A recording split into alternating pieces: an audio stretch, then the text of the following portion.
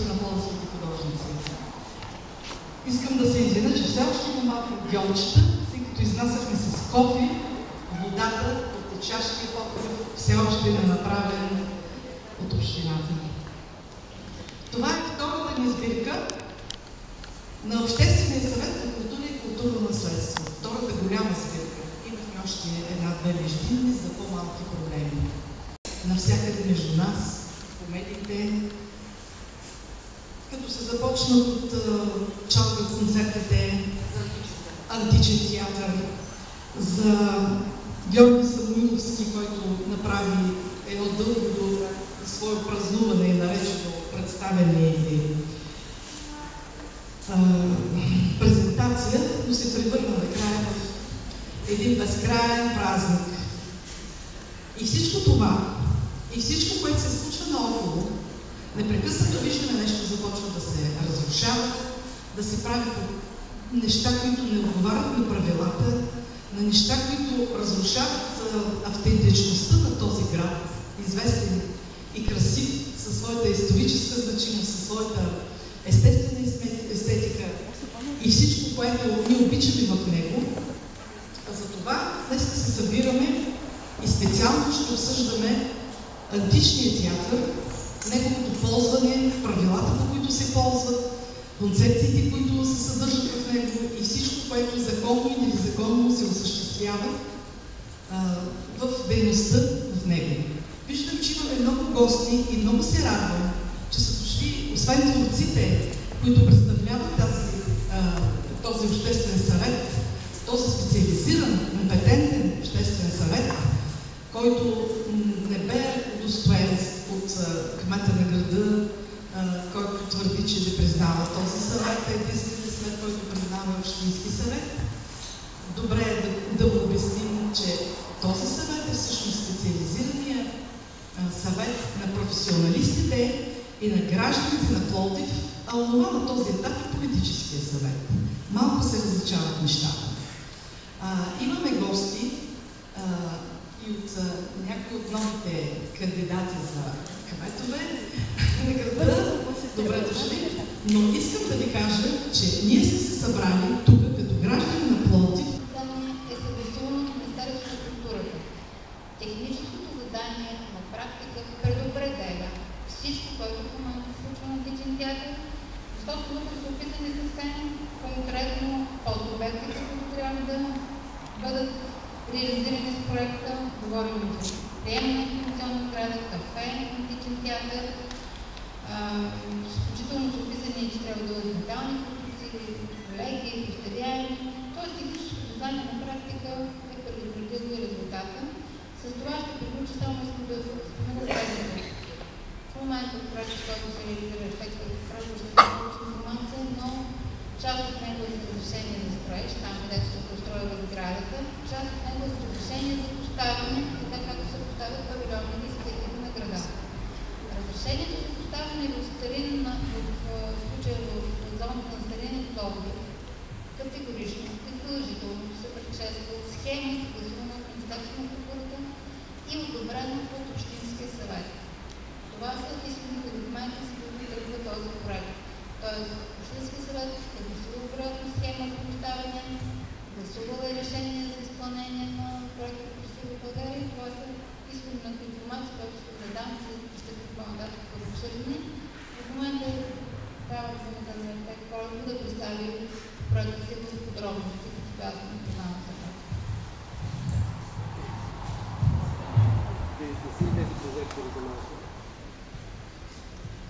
Да, лампите. Лампите трябва. Къде? Не, аз се държа да бъда чуваема, да се чувам по-добре. Искам да попитам, кои от тук присъстващите са били, участвали са в откриването на античния театър? Да си дигнат ръка. Ние сме повече, отколкото аз предполагам. Ще се окажем една трета. Браво! Това е много добре. Всички помнят какво събитие беше на октомври. Помним ли? Огромно събитие. Това е необходимият за мен прекорил, за да преди да прочета няколко неща, които вие вероятно знаете, защото тук сме се събрали хора, които се занимаваме с тази проблематика, интересуваме се И така, античните театри по света и у нас. Разбира се, това е казано с доза шега. По европейските и малоазийски брегове на Средиземно море могат да се наброят десетки антични театри, строени от древните елини и римляни. Някои от тях са действащи и до днес. Знаем за театралните фестивали в Епидавър, в Испанския град, Мерида, по-малко известен фестивал, но все пак фестивал, както и за филмовия фестивал в Таормина. Таормина е един много красив град на остров Сицилия. Защо казвам всичко това?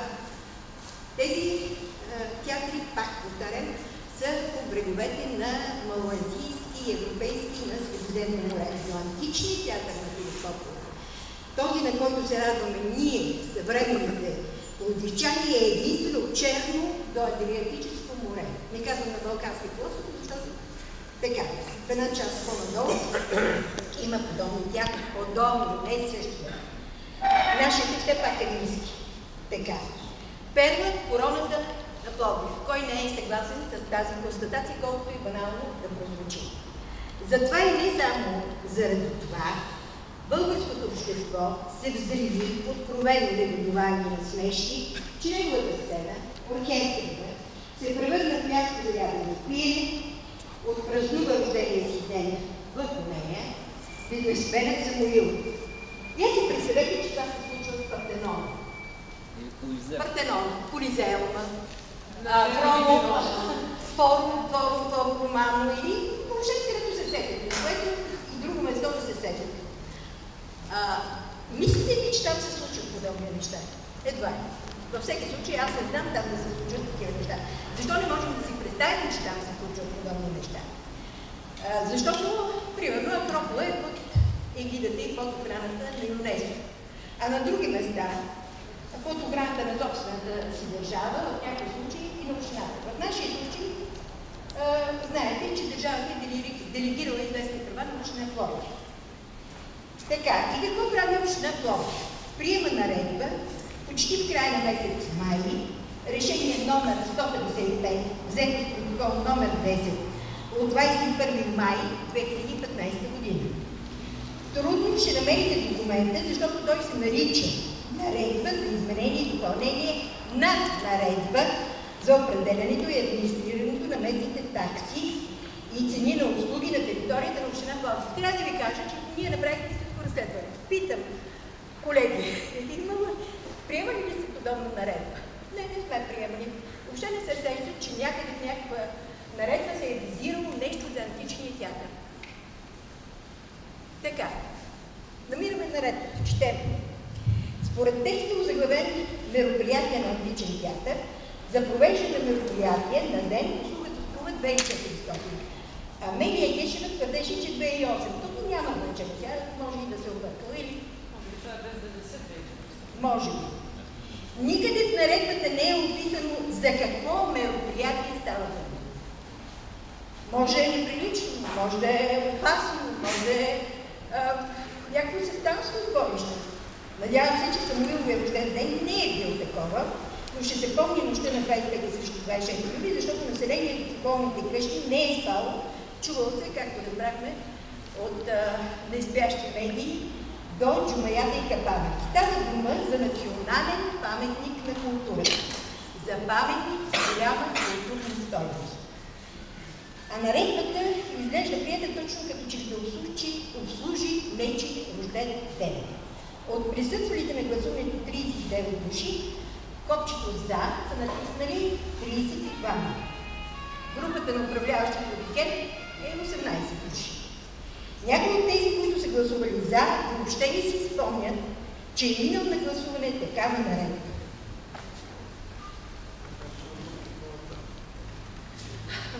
На времето, в първите години след откриването на античния театър, на страниците на вестник Отечествен глас, стар човек спомня си разни неща, поведохме дискусия как да се използва античния театър, какви представления да се играят там.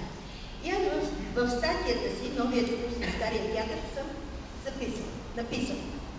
На този театър му липсва стопани. И това не са областният съвет за култура и общинският съвет за култура, които имат друго предназначение. Поклон за стореното, благодарим, но от тук насетне трябва да мислим за компетентно театрално ръководство. Нека то да ангажира и адаптира готови спектакли или да събира екипи за специални постановки. Ръководство, което ще се грижи за техническото, материалното и естетическото обезпечаване на спектаклите на античния театър. С постоянен афиш и сезон, който би могъл да продължава не 6 седмици, а почти толкова месеци, от май до октомври. Тогава ще можем да говорим и за Международен театрален фестивал, каквито при подобни условия има и в Ехидавър, и в Дубровник, и в съвсем неизвестното или в по-малко известното испанско грачение Лида.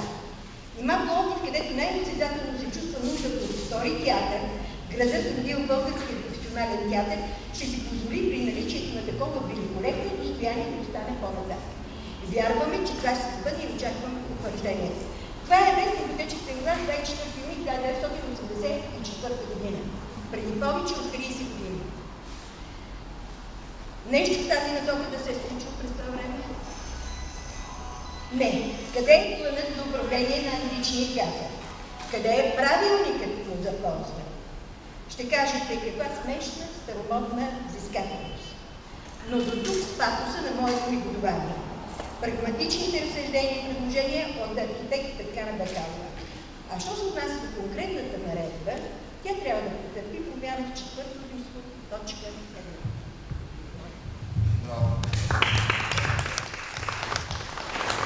Няма да си ръкопляскаме, защото не сме на представление.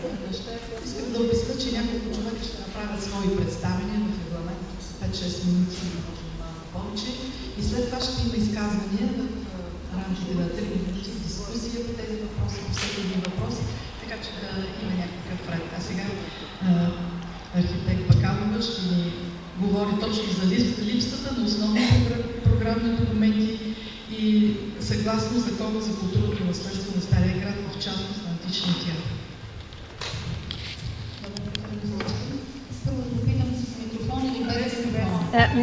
Не, къде е с микрофон? Извиняй, не може да се... Нищо няма да се чуе тук за камерите. Тя прави запис, няма да се чуе. Няма да се чуе. Това, което аз бих искал да коментираме на античния театър, е неговата културна ценност. Това, което бих искал да коментираме на античния театър, е неговата културна ценност. И не само античния театър, а и останалите негови културни ценности на Пловдив. Това, с което ще започна от общото частното е, че Пловдив няма стратегия за опазване на културното наследство. Тази стратегия е задължителна съгласно член 17 на Закона за културното наследство, но все още не е разработена за града. Освен стратегията за опазване, към нея трябва да има всъщност и план за управление. Ние имаме архитектурно-исторически резерват в града Пловдив, в който няма план за управление. Има концепция за устойчиво развитие, започна струва си 2010 година, но концепцията е една по-скоро идея, твърде широка рамка, която не може да не е програмен документ в този смисъл, в който Стария Пловдив се нуждае. Отделно, с плана за управление трябва да има програми към него, краткосрочни, дългосрочни, за управление на отделни значими обекти, какъвто е античния театър. Всичко това, за съжаление, доколкото не е създадено. Планът за управление е задължителен по Закона за културното наследство, също съгласно член 78.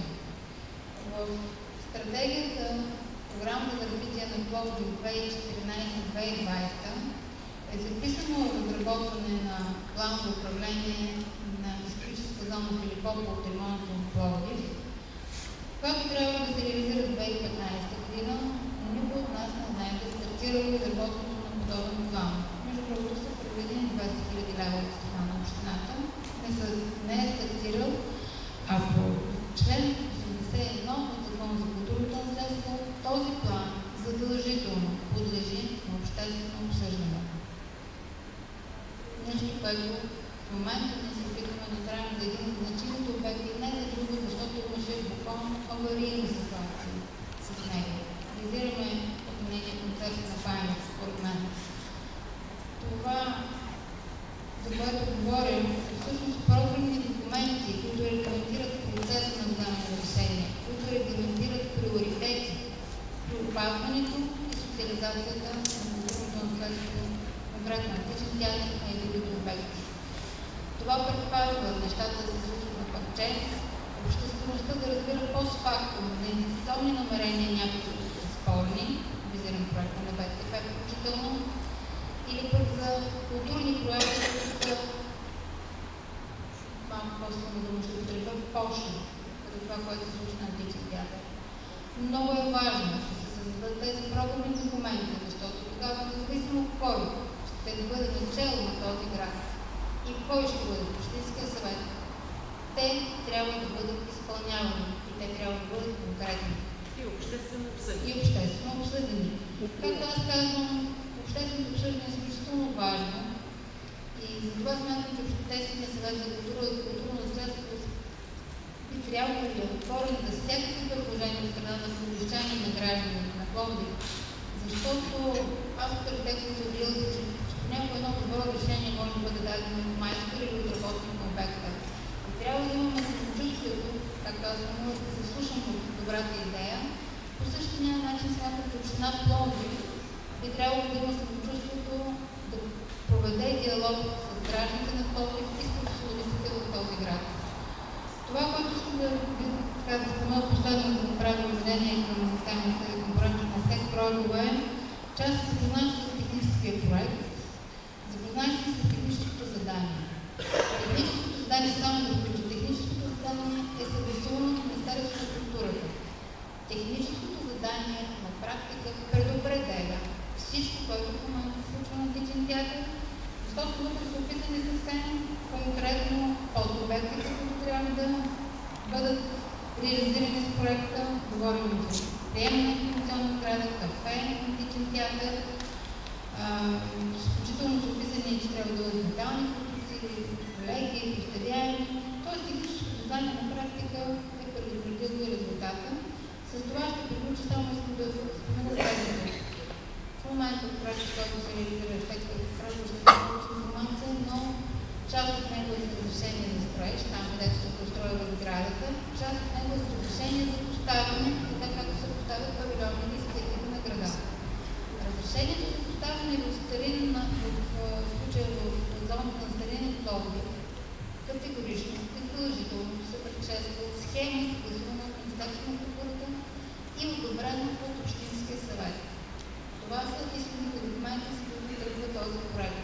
Тоест, Общинския съвет е гласувал проектна схема за поставяне, гласувал е решение за изпълнение на проекта в Красива България. Това са изходната информация, която ще дадам, за да ще по-нататък в обсъждане. В момента трябва думата на ефект, който да представи проекта си с подробности, като аз не познавам за това.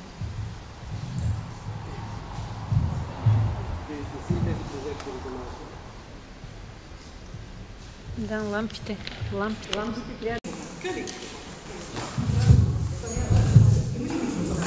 Не, аз се пак държа да бъда чуваема, да се чувам по-добре. Искам да попитам, кои от тук присъстващите са били, участвали в откриването на античния театър? Да си вдигнат ръка. Ние сме повече, отколкото аз предполагам. Ще се окажем една трета. Браво! Това е много добре. Всички помнят какво събитие беше на доктора. Помним ли? Огромно събитие. Това е необходимият за мен преводил, преди да прочета няколко неща, които вие вероятно знаете, защото тук сме се събрали хора, които се занимаваме с тази проблематика, интересуваме се от нея. И така, античните театри по света и у нас. Разбира се, това е казано с доза шега. По европейските и малоазийски брегове на Средиземно море могат да се наброят десетки антични театри, строени от древните елини и римляни. Някои от тях са действащи и до днес. Знаем за театралните фестивали в Епидава, в Испанския град, Мерида, по-малко известен фестивал, но все пак фестивал, както и за филмовия фестивал в Таормина. Таормина е един много красив град на остров Сицилия. Защо казвам всичко това? Тези театри, пак повтарям, са по бреговете на малоазийски и европейски на Средиземно море. Но античният театър на Филип Попов Този, на който се радваме ние, съвременните пловдивчани, е единствено от Черно до Адриатическо море. Не казвам на Балкански полуостров, защото така, в една част по-надолу има подобни тях, подобни, не същия. Нашите все пак е римски. Така.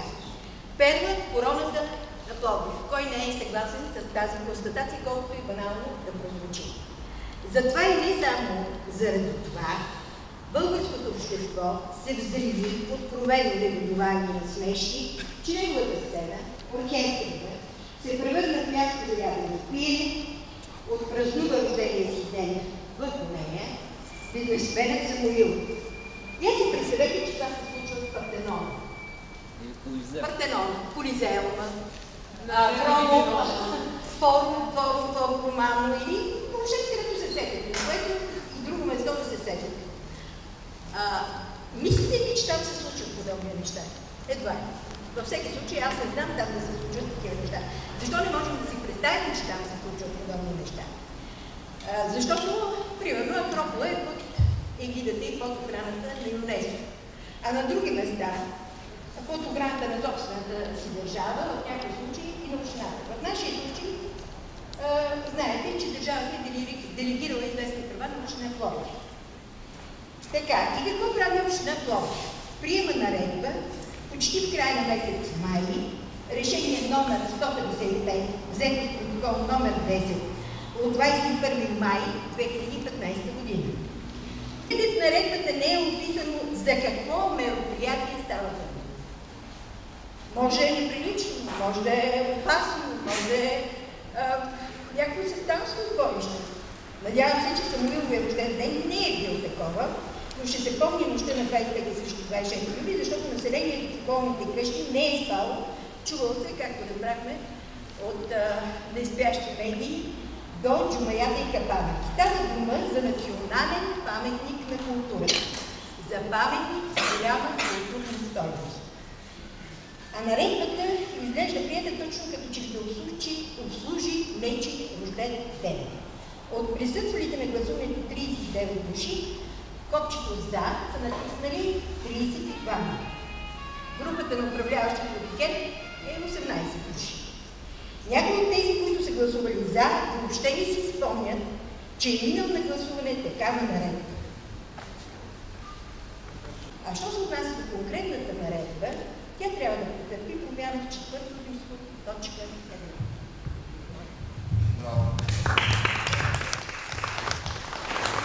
Няма да си ръкопляскаме, защото не сме на представление. Искам да обясня, че няколко човека ще направят свои представения в регламент 5-6 минути, може малко повече. И след това ще има изказвания в рамките на 3 минути, дискусия по тези въпроси, по всеки един въпрос, така че да има някакъв ред. А сега архитект Бакалова ще ни говори точно за липсата на основни програмни документи и съгласно Закона за културното наследство на Стария град, в частност на античния театър.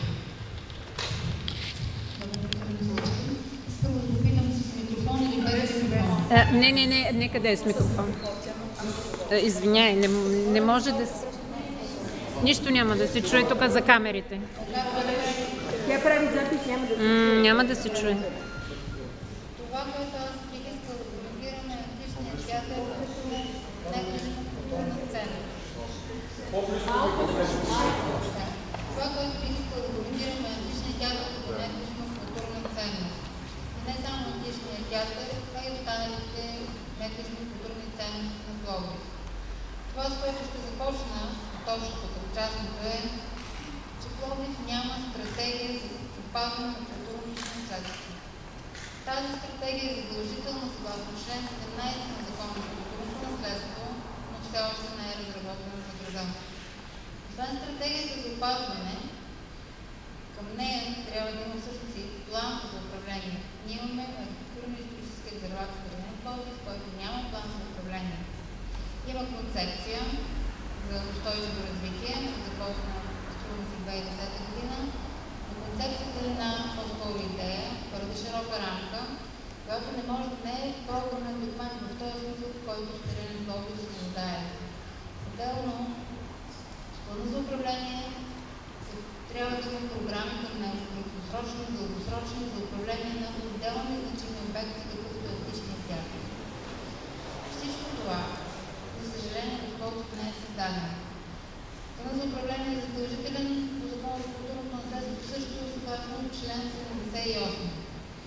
В стратегията, програмата за развитие на Пловдив 2014-2020 е записано разработване на план за управление на историческа зона Филипопол от ремонта в Пловдив, която трябва да се реализира в 2015 година, но никой от нас не знае да стартирало изработването на подобен план. Между другото са предвидени 200 000 лева от страна на общината, не е стартирал, а по член 81 от Закона за културното наследство този план задължително подлежи на обществено обсъждане. Нещо, което в момента ние се опитваме да правим за един от значимите обекти, не за друго, защото имаше буквално аварийни ситуации с него. Реализираме отменение концепция на памет, според мен. Това, за което говорим, е всъщност програмни документи, които регламентират процеса на вземане на решения, които регламентират приоритети при опазването и социализацията на културното наследство, конкретно античен театър и другите обекти.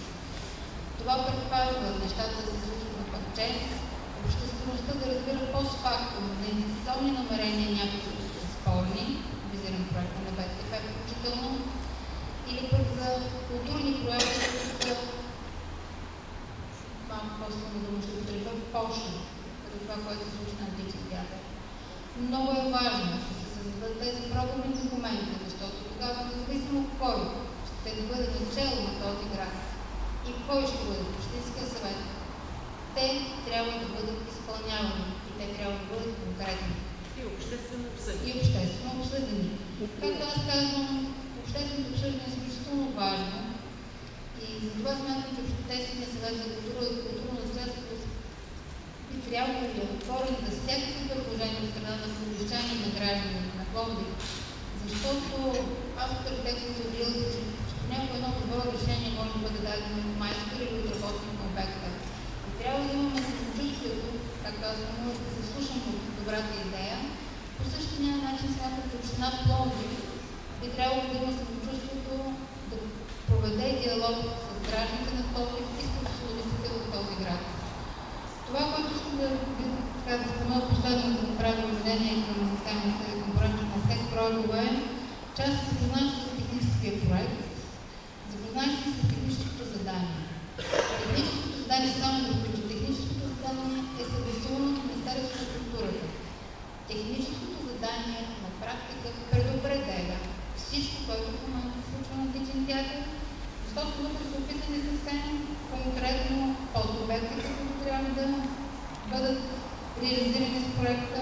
Говорим за приемане на информационна сграда, кафе, античен театър, включително са описани, че трябва да бъдат метални конструкции, леги, пищевяни. Тоест техническото задание на практика е предопределило и резултата.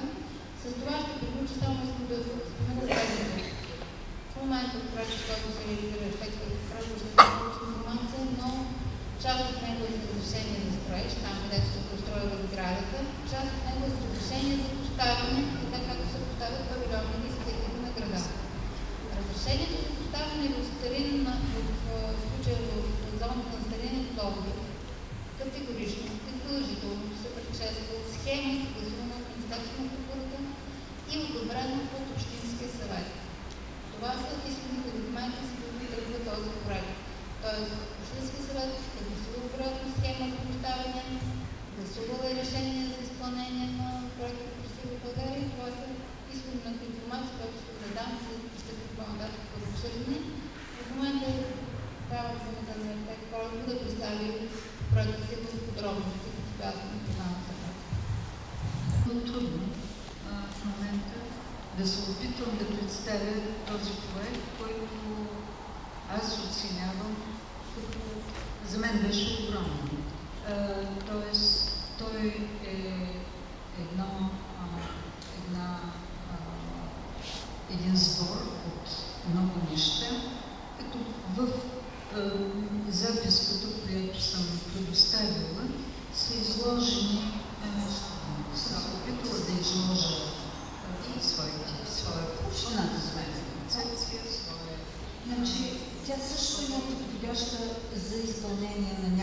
функции в сградата.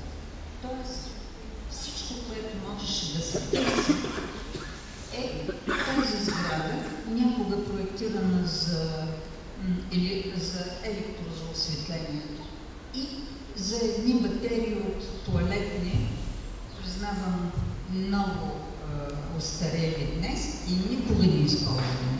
Просто бяха една древнина теория. После се превърнаха в едни помещения, в които обслужващия персонал на античния театър не твърде приятни, да се каже. По едно време едното от тези помещения, ето това, т.е. това едно помещение в Денева беше върнато и то успешно в кабинет и тук под тези озеленени аркади беше много приятно, всички се спомнят, който се спомня в моята приятел. Така, сега долу по проект се предвижда отново изчистването с прегледности, възстановяване на малкото кафене, също за осигуряване на външно обслужване на терасите, защото те са на място. Казах, озеленяването на цялата ограда. Това плътно озеленяване с изрязани отвори за възприемане и с всички врати, които представляват прозорци, ще осигури едновременно демократичния характер на визуален достъп до обекта, а в същото време ще даде пространствената определеност на обекта, която не е с нищо плътно, защото имаше и такива предложения да е плътно ограда, но аз мисля, че нищо така. В този смисъл един озеленен екран лесно понася. Аз разбирам, че всички са шокирани от този тъй наречен клиентен център. Да. Всеки има право на мнение. И оформянето в проекта може да се на един малък център за прожектиране, за представяне, за анализиране на компютъри, персонални проектантите. Дори не навикат, не напоканват на, да речем, когато се определя фирма изпълнител. Да, ясно. Вие познавате, кажете, тези хора могат да Така. Благодаря ви много, госпожа Бойкова. На западната тераса е предвидено разчистването там, където е мазата и тя да влезе в програмите възприятия на Значи тя ни изпрати обяснителната бележка, че да. Благодаря ви много. Много благодаря. От само себе си се появиха следващите въпроси. В обяснението на госпожа Бойкова се засегна проблема, който е действителният проблем, за невъзможността на артистите да работят отзад за сцена и за толкова по-страшни и наболели въпроси пред две павилиончета с не знам колко важно прожектиране на нещо, което си го виждаме в Стария град, на нещо, което на хиляди други места, където може да се прожектира, и хвърляне на 250 000 лева за това, след като сега е ред, Алексиева ще ни разкаже какви са незгодите на артистите на сцената. Много е бързо. Да.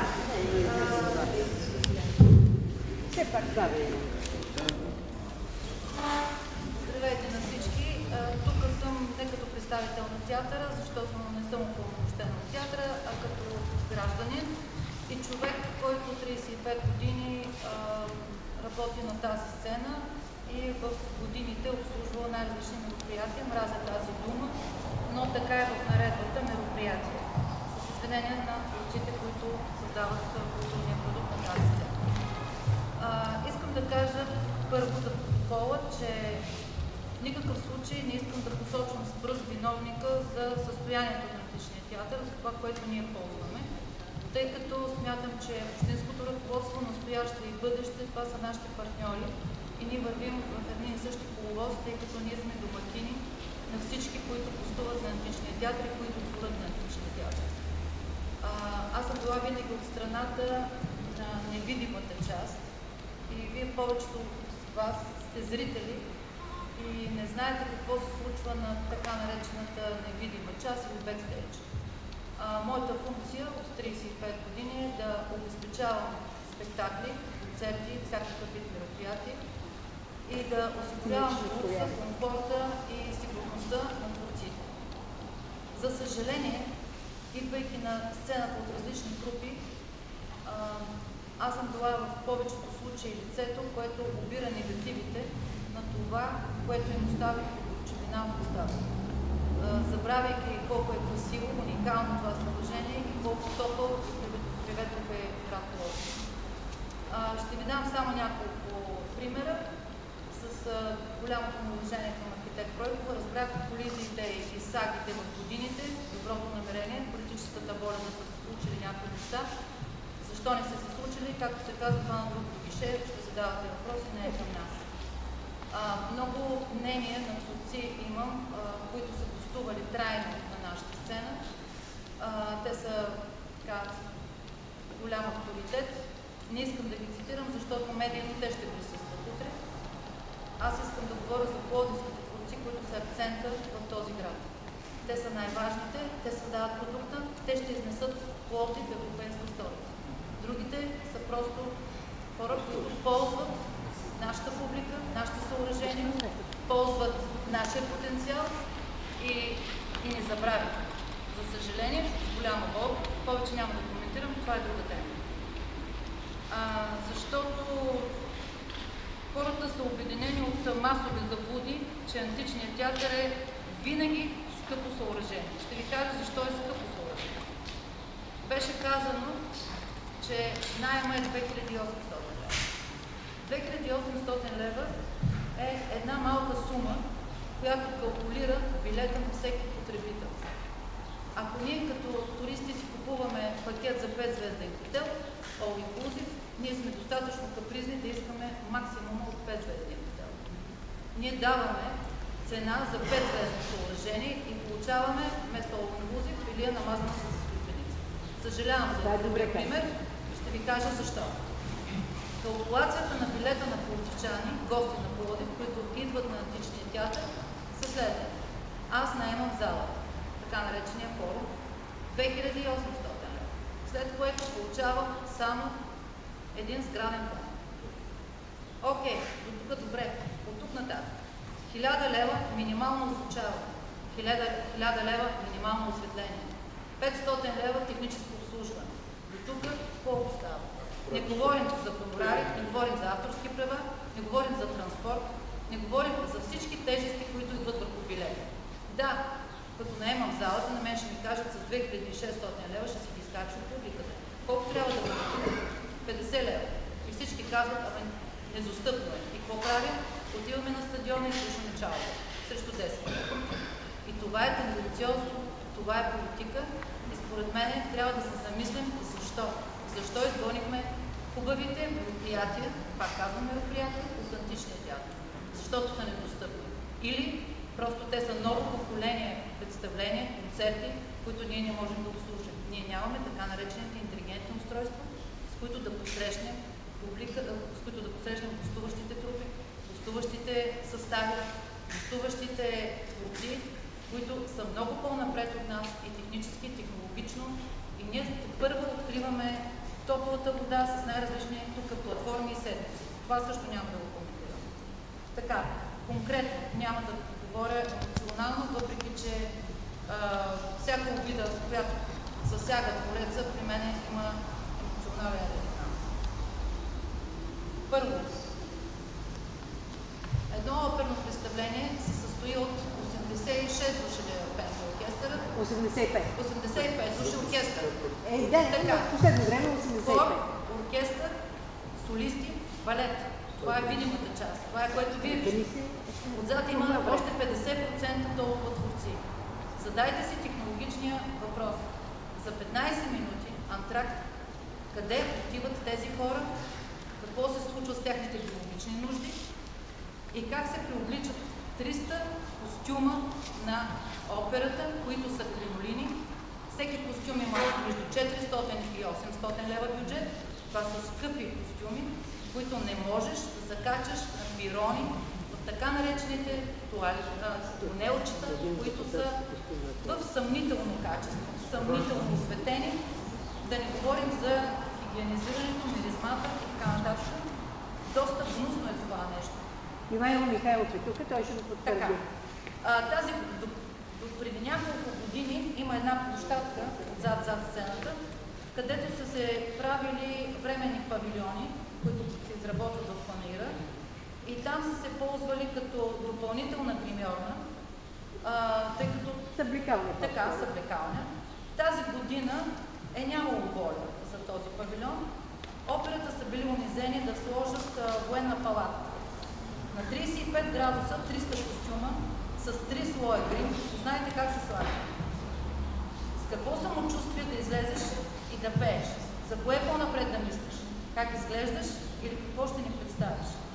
Публиката казва, да, аз отивам и ще гледам компромисно, защото съоръжението е такова. При актьора няма компромис. При актьора иска винаги да даде повече от себе. Съжалявам, че говоря пред актьори тук за това. Но аз знам какви са колизиите им извън сцената. Как може човек да умре за това как изглежда и какво му е предоставено до полза. Съжалявам за емоционалното изказване. Така, за леката конструкция може да се изгради, която да бъде с климатик, защото това е сезонно съоръжение, което използваме и началото на лятото и края на лятото. Пловдив с особени. Така, павилионите, за които се говори, съжалявам, че ги коментирам, но според мен затварят една от най-прекрасните гледки, което имат на античния театър. Това е панорамната ни картина и отсреща Родопите. Ако има възможност, там има доста по-пасивни места, където едно шадраванче има. Ако може там да бъдат, окей, ще бъде прекрасно. Другото нещо, което унижава актьорите. Публиката влиза, вие знаете през къде. Освен от горния пол, от долния пол. Той има визуален контакт с актьорите. Актьорите няма къде да се скрият. Има 2 гримьорни, няма къде да се скрият. Има костюми, които са достатъчно бутафорни за близък контакт. Те са направени за сцена, за осветление, за съвсем друга магия.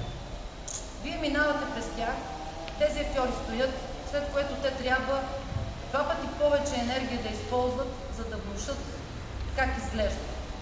Никъде по света няма визуален контакт на публика с актьори преди изпълнение. Това е невъзможно. Дори ако искате да знаете, това не се случва и от мерки за сигурност. Има си коменданти, които не позволяват това. Охрана също. Актьор е неприкосновен преди представление.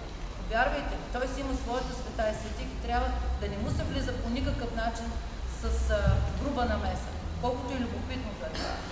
Всички ставаме като Стефан автограф. Всеки може да пипне всеки. Не става така. Това там може да се направи един тунел, който да бъде част от конструкцията на античния театър и да няма по никакъв начин контакт. След това, ако иска някой да получи автограф или каквото и да, има си место за това. Навсякъде го има. Но е доста срамно актьора да се крие по храстите, за да заостане сам със себе си. Това е едно друго нещо. За да пристигне техниката, трябва да се направи долу, до тунела, ухо, така нареченото ухо, както се правят за стоянките за такситата, за камионите, които носят декорите. Те са достатъчно големи, така наречените коловози. Също и рейсовете, които докарват трупите и актьорите. Тъй като ако знаете малките улички около античния театър, може да си представите един камион с едно ремарке, как обикалят тези улички, какви маневри може да направи. Режима му на влизане е между 3 и 5 часа сутринта, защото той след това не може да влезе заради трафика и заради режима му на влизане. И не дай си Боже вечерта човек да е спрял една кола там, ние сме платили наем от 800 лева на ден, когато ти е мъртвото време за разтоварно-товарни дейности. Ти седиш и чакаш един човек да си върне колата, за да можем ние да разтоварим декорите. Това нещо не е помислено. Също. Оттам нататък едни шерпи, нашите работници, почват като египетски роби да мъкнат декори по 100 стъпала догоре. 100 стъпала, хора. Това може да се направи шахта. Моля? Да. Извинявайте, те са с 400 лева заплата. Как да го мотивираш на 40 градуса, защото той през деня това прави, за да може да бъде построено? Как да се случи това? Декори, които след това започват тепърва да бъдат укрепвани на една сцена, когато е строена тази сцена с дървения материал, както каза един мой колега, катеричките са били по дървения материал. С целия си хумор, значи толкова е бил изсъхнал. Тази сцена даде толкова много фира в годините. Имаше в фолклорния фестивал счупване на крак. Тя поддава през цялото време. Да не говорим, че има кръпки, да не говорим, че балет, ако играе, трябва да я правим, не знам какви застраховки на горките творци. Колко отгоре пласта подови килими, за да може тази да се изравни. Защото това нещо не можеш да пуснеш един творец, въобще да ходи по него. Това съоръжение, да не говорим за какво може да служи. Пода е под всякаква критика. Сега, озвучителната и осветителната техника, която казахме, че е доста скъпо удоволствие, да си го позволим. Значи ние имаме някаква техника. Осветителната е по-добра. Озвучителната като клас е много ниска. Ние не можем да посрещаме вече адекватни трупи, които работят със съвсем друг тип музика, с съвсем друг тип техника. Ето Йохан Деглетян е тук, който е правил хиляди концерти там. Той знае какви трудности. Ние трябва един акорд да наемаме, пък не става, пък стават неща, които после съжаляваме, че този звук се е произвел. Ако общината инвестира в това да си купи съоръжението Античен театър, собствена техника, то билета като краен потребител, човека пловдивчанин, ще бъде с много по-улекотен режим, защото няма да се натоварва наема върху този билет. И ние тази техника можем да я имаме. Ние говоря като Античен театър, като Пловдив, като община, като всичко.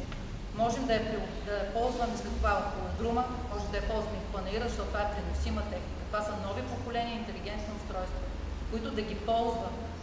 По този начин ние ще можем да отворим обектива на поканените трупи, за да не може да те изпращат едни райдери, които ние не можем да ги осъществим. И почват едни компромиси. Компромисът е за сметка на зрителя. Повярвайте ми, винаги гледате представления на Античния театър, които са на ръба на компромис, защото винаги се адаптират. И всички творци, които идват на фестивалите, ето сега откриваме пак сцена на Кръстопът, ще идват и други концерти, те не знаят, че един фестивал е частен или не е частен. Те знаят, че Пловдивският театър е домакин. И всички негативи, както на Синдикалния дом, така наречения дом на културата, лобираме ние, творците от Пловдивския театър, защото те не знаят към кого да се обръщат. Те виждат нас. Сега, последно ще ви кажа, след обяд, ако някой иска, може да мине през културния дом, така наречения дом на културата. Цялата оркестрина има 40 см вода. 40 см. Това е пуснато. Ето, има актьори, които са репетирали Антихрист пролета, те стъпваха на скари. Отдолу има механизация, хидравлика и ток. Повярвайте ми, едно нещо, което е пуснато компромисно, то води след себе си рецидив. Нашият театър изгоря, защото беше свършен един етап и нямахме волята или други неща, политически тогава имаше, да не направим втори етап и ние изгоряхме. Стана късно. Не искам да има още жертви, защото се появиха и такива гласности, че може да се случат. Това е, което искам да ви кажа. Извинявайте за цялата емоция, но просто апелирам. Виждам тук кандидати за кметове. Помислете за творците на Пловдив. Аз разбирам, че Общинския съвет... За културата на Пловдив. Общинския съвет представлява гражданството, но при всички положения Общинския съвет е политически орган, колкото и жалко да е. Това са творци, които са били тук, които са, не са избягали, останали са и творят с душа и сърце и ще бъдат и след кметовете в града. Браво! Това са истинските проблеми на Пловдив. Може би разбирате защо сте се събрали, защо има този обществен съвет. Защото най-после научаваме истинските проблеми. Защото това напудране на града с появяване на разни нещица, които да разкрасяват и всички тези дълбоки проблеми, които остават сред творците, си остават сред нас. Сега Йохан Деветлян ще разкаже за своите виждания през годините, когато е успял, когато е бил... Значи аз ако почна да разказвам за античния театър, това е много дълга история и много мъчителна. Искам само да стане ясно тук всичко това, което Лорен каза, е абсолютно истина. Наша тогава, представете се, покарваше един музикант от ниво Джон Лорд и той казва, дано там да има климатик. Климатик. Там няма стая, къде да отиди, да влезе, да седни камъните, защото така наречените гримьорни са и никили. За да не преповтарям всичкото това нещо, което Елен каза, защото това е проблем. Значи питането в случая и този предизвикан разговор е, според мен, защо парите отиват извън, а не влизат в античния театър? Това е проблем. Това е повод за този разговор. Мога да ви разказвам с часове какви перипети и огради съм прискачал и тоалетни сме отпушвали и какво ли не. Но това Елен го каза и това вече е ясно. Питането е, защо отвънка, а не вътре? А не вътре. Да оправим гримьорни. Да купим тая къща. Аз помня времето, когато тя действаше. Моля? Беше кафене, да е пампало. И имаше и кафене, но от къща в къща се влизаше, имаше вариант. Имаше. Ти ги знаеш, там Да се купи, да се разшири, да се оправят тези гримьорни. Да се направят там, за където говориш ти, не струва Бог знае какво. 1000 лева струваше за целия сезон на тези подвижните вътре конструкции, които се прообличаха операта и така нататък. Ползват. Архитект Прокова каза, археологията, която е скрита и която не вижда. Защо до нея да ни отидат тия пари? Това е проблем. Така че можем да разказваме много притчи за какво се е случило в античния театър. Аз имам един, ще да го кажа лав, но ще го кажа, да, имам един лав, че повярвайте ми, виждал съм го това нещо с големи имена на хора да изкуство. В момента, в който влязат в античния театър или когато ти го каниш и водиш преговори с него, изпратиш една снимка, половина би колко си напред в преговорите, само като видят снимка. Драмата настъпва, когато влезат вътре. много точно. Така е. Така е. И в този смисъл това е въпросът. Защо парите отвънка, а не вътре? И понеже чух, че се коментира, че вече проектът е направен за гласуване на Общинския съвет и така нататък, това не е връщане назад няма. Какво значи връщане назад няма? Ние гледаме какво се случва в България. Сутринта излиза решение на Министерския съвет, 20 човека излизат някъде нещо протестират, а след обед решението на Министерския съвет са маха. Така е.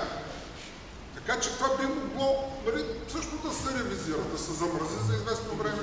Ако не могат да се пренасочат тези пари, нека тогава общината, тя има фондове, ние ги знаем кои са фондовете, да отдели адекватната или същата сума, която да вкара вътре в античния. Или по-голямата, тях иска по-голяма, трябва и да направи. Защото това с камионите и с паркингите е някакъв кошмар. Така че и въобще трябва да има една наистина такава целенасочена политика, ама, как да ви кажа, да се питат хората, които пипат там, които стъпват, които го работят, които знаят откъде се влиза, откъде се излиза, и какво се прави.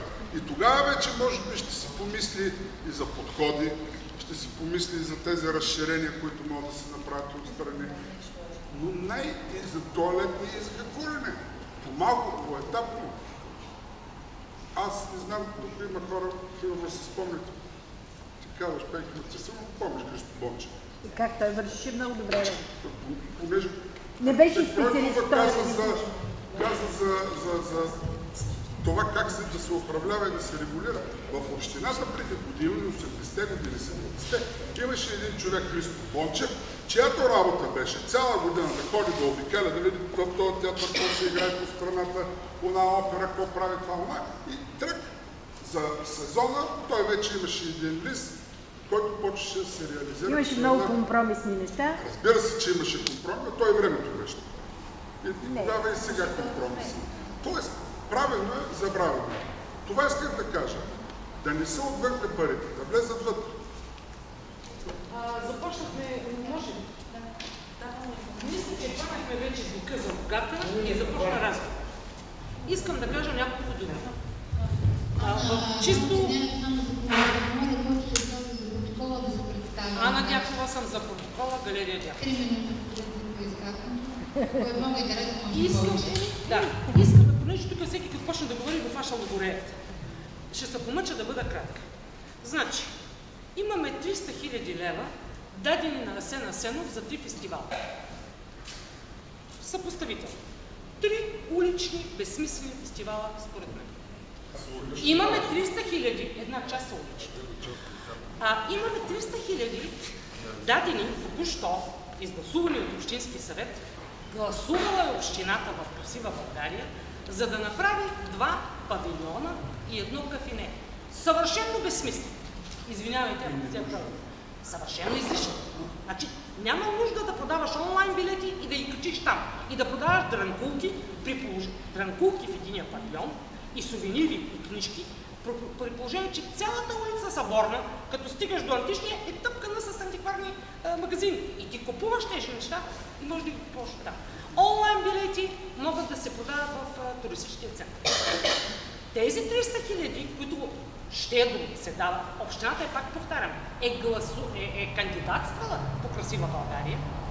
Това е просто някакъв абсурд. Да гласуваш за подобно нещо, да се тикаш, да искаш да получиш пари, вместо да искаш пари за това, за което те говорят. Да не могат артисти да се изпитаят, да не могат да вземат душ, за душ да не говорим, да не могат да се преобликат, да няма... Вие всички сме били многократно на Античен театър. Свършва спектакъла, гражданите, като излизат, че се избият по тия столи. Няма нала. Няма осветление на самия Античен театър. И ти не се бориш за това. Ти не се бориш за това да направиш комфортно да е вътре в Античния театър, ти ще правиш някакви будки навън. Защо? Добре, това е... въпросът е риторичен, но ние всички знаем отговора на това. Значи, грижата. Пловдив има невероятния шанс да има това уникално съоръжение. И ние го тикаме това уникалното съоръжение в някаква наредба за такси. Мероприятие в Античен театър. Това е позор. Античният театър трябва да има своя отделна наредба. Това е дълбокото ми убеждение. То, разбира се, към него трябва да има хора, които имат сърце, имат отношение към един античен паметник. Искам да разбера, въпросът ми е пак риторичен, в Арена ди Верона колко рождени дни са се провели и къде пикаят артистите от Арена ди Верона. Изключително много се интересувам, аз съм ходила там, това не го знам обаче. Искам да знам колко подобни неща, от тия, които се случват в нашия античен театър, се случват на Акропол, на Колизеума. Какво е това пренебрежение? Плащаш джобни пари, 2800 лева, това са джобни пари и отиваш правиш каквото си искаш. Какво е това? Това е абсурд. Няма значение. Ти можеш да отидеш да решиш да седиш палми. Къде пише в така наречената наредба, защото не е наредба, че не можеш да седиш палми? Палмата е едно изключително важно в момента растение в този град. Няма ограничения. За това ви казвам. Този античен театър трябва да е на особен режим. Ние за този обществен съвет, нищо, че е толкова съкратен сега, трябва да изисква това. Особен режим за античен театър. Какво се прави? Как се прави? Защо се прави? Не просто да гледаме някакви неща. Всъщност ние ще излезем безразличните граждани в тази град, което е непустимо.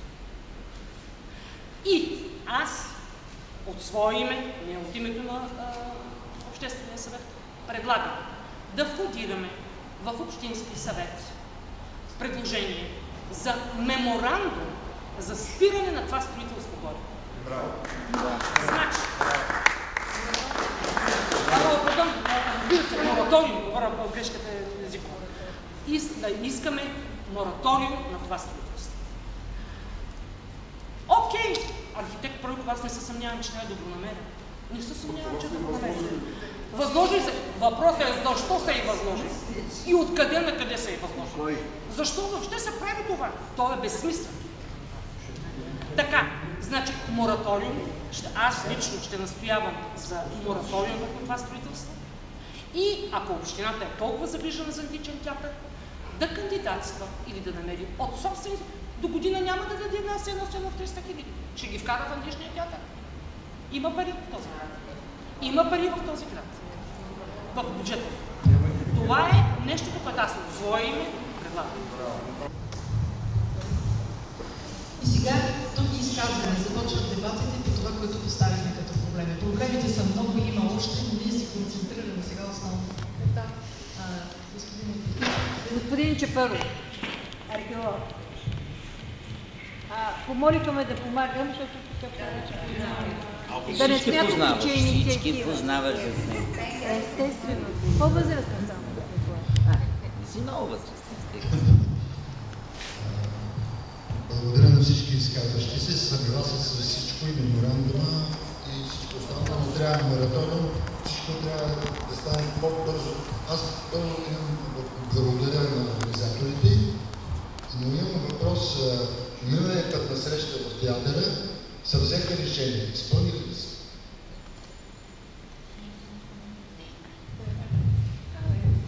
Подадена на фейсбук страница на съвета, публикувани са там правилата за работа.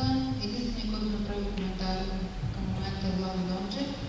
Съветът имаше покана към всички граждани и към членовете си ефекта предпочитание за обсъждане на започналото изпълнение на пренареждане на складирано обстариране Пловдив. Позоваха са 300 човека в този момент.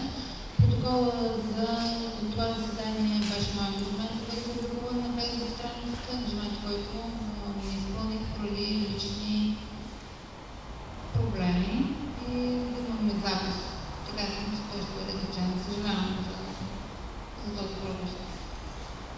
Оттам нататък, предвид това, че нямаше коментари на правилата, в момента те се преработват от адвокат Дончев, съобразно неговите предложения. Той не знам дали точно това питам.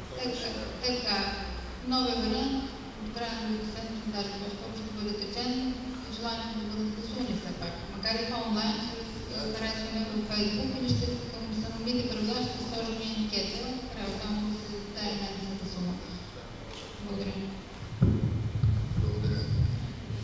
Сега ще видим малко на друга тема, археология. Ще бъде колкото е възможно по-кратък. С Пройкова се знам като архитект, още когато проезжава могила, да не казвам преди колко години. Тя не е виновна, тя се оправдава, тя не е виновна за ситуацията. Виновни сме ние и още други, които не са тук. Защото едно е да си говорим, а второ е да вършим нещо. Като млад пенсионер съм готов да помагам. Съм сериозен. Нали? Тук е господин...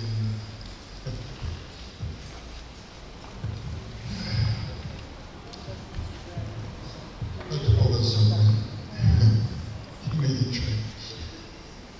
За локат става. Да. Сега, за археологията.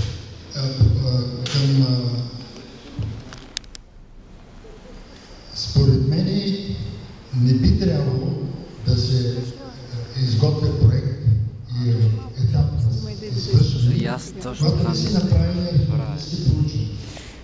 Било за тунела на юг, който искате да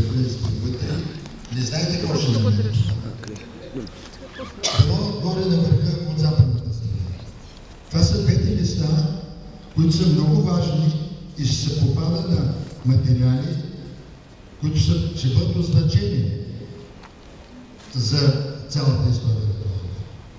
И затова добре се изказахте, че е хубаво да се отделя малко пари и за археологията. Имам въпрос. При датирането на материалите под себе, говорили ли сте с архитект Матеев, говоря преди 25-30 години, не този Матеев, който посещи дори, за другия архитект Матеев? Да. Говорили ли сте с него и изказва ли той мнението и за датировката на тези археологически материали там, да не ги изрежда? Защото този, който познава Коси грама, този, който познава архитектурата на Севтополис, ще разбере, че тук преди театъра от римската епоха е имал театър преди това. И не е построен от Филип или сина му, а доста преди това. Ще знае, че под форума има улици, които съществуват под улиците от римската епоха. Но за тях не се говори. Как ще се говори като този, който ръководи цялата тази дейност, без да му спомена името? Слугува на друг. Кой продаде? С чии подпис са продали? Десетки са продадаха, десетки обекти в България. Ако имате въпроси към археологията, съм на ваше разположение. Няма археолог по нея сега. Благодаря ви.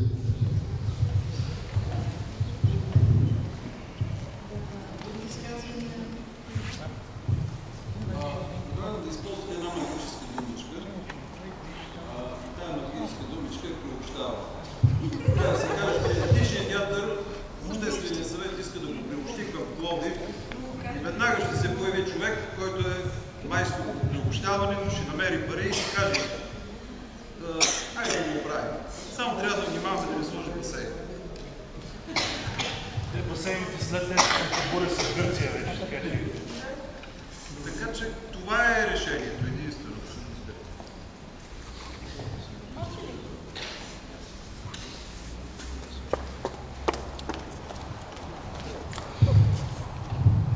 Здравейте, казвам се Юлия Лазарова.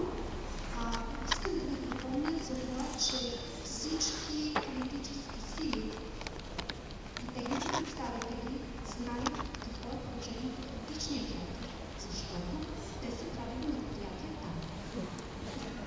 Те са били на тази сцена и са правили са, откривали са, закривали са предизборни кампании, те са стъпвали на тези места, те са виждали, те са търсили да са намирали техните хвенове също. Тези хора го знаят това нещо. И въпреки това го допускат. Което означава, че те са безразлични. Абсолютно. И сега, понеже е предизборна кампания, аз предлагам ние да се възползваме от кандидатите за кмета и да поискаме тяхната подкрепа в посока античен театър и нещо адекватно за живота. И понеже тук има Струва ми се, че не трябва да бъркаме избори и работа. Ние сте се събрали да обсъждаме античния театър. Това, че тук са дошли бивши кметове, кандидат кметове, депутати и така нататък, те са дошли за да чуят какво е мнението на Обществения съвет. И нека да не бъркаме политическите неща. Говорим за обществена активност. Аз предлагам в меморандума, декларацията, която ще излезе Обществения съвет, да застъпи искането на Обществения съвет, значими, голями, скъпоструващи обекти с голямо обществено значение, задължително